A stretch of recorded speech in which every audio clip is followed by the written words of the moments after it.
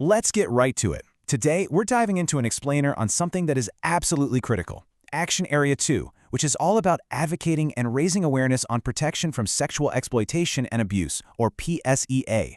Now, when we're talking about PSEA, precise authoritative communication isn't just a nice-to-have, it's an absolute necessity.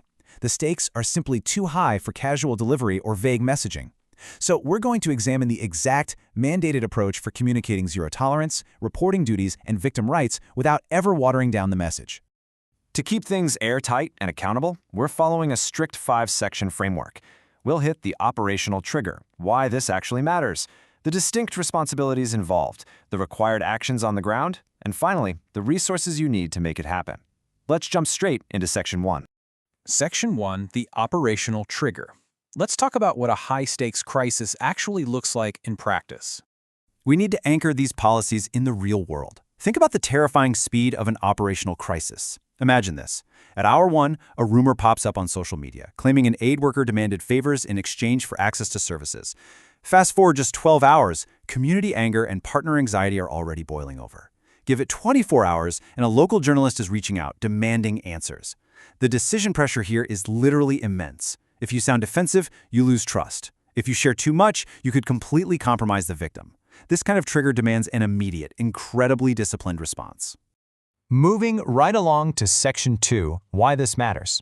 And the absolute focal point here is disciplined language. In the middle of a crisis, avoiding institutional defensiveness and protecting victims is paramount. Your communication has to be locked into absolute, non-negotiable standards. Every single message that goes out, whether it's to your personnel, the community, your partners, or the media, has to hit these 4 facts.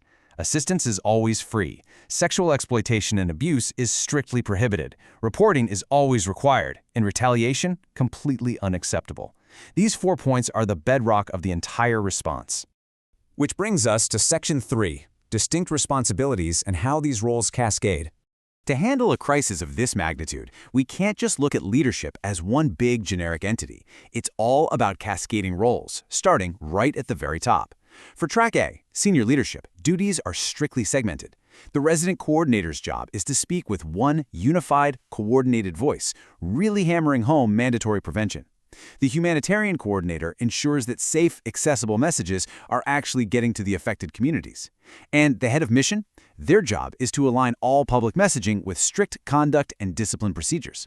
This separation is totally intentional because it prevents overlapping authority and keeps oversight tight.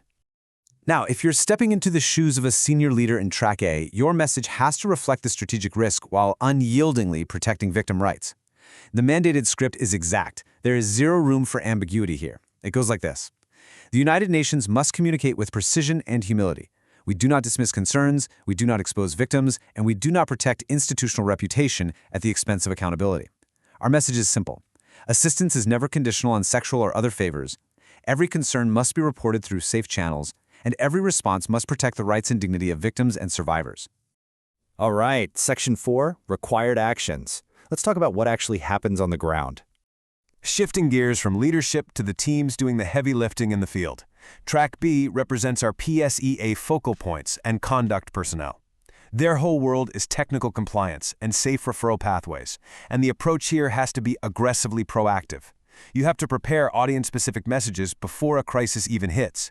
You need to check that every single message clearly explains what CSEA is, how to report it safely, and exactly what kind of support is available. For everyone in Track B, confidentiality has to be fiercely protected, absolutely without ever exposing case details. Then we have Track C, which covers the project managers, field coordinators, and partner managers.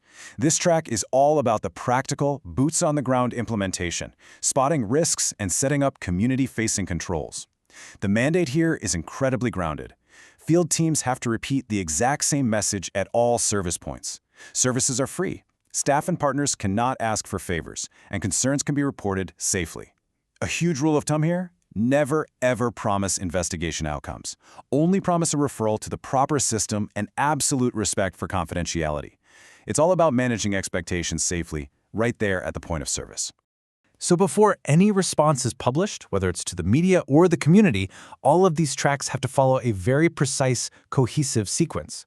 First up, assess your audience. You need to distinguish between what your personnel, the community, and the media actually need. Second, use a disciplined, concise institutional voice. Third, state those core standards clearly. Fourth, protect confidentiality at all costs. Fifth, explicitly confirm which role owns the next action. And finally, link up the relevant official templates. And finally, Section 5, Resources and Action. Let's quickly go over the official tools you'll need. You can't execute these responsibilities without direct access to the right tools. For those operating in Track A, you have specific executive resources necessary for high-level strategy and country-level coordination.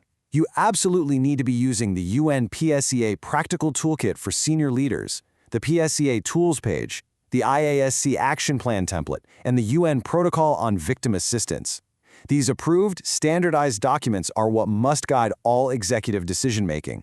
Now, for Tracks B and C, our focal points, coordinators, and project managers, you've got a different set of technical documents. These are required for immediate field deployment and hands-on risk reduction. You're going to rely on the Interagency Risk Assessment Toolkit, the Rapid Risk Toolkit, the Deployment Package for Coordinators, and the Generic Terms of Reference. These are the tools that ensure your technical compliance and community-facing controls stay robust and completely aligned with system-wide policy.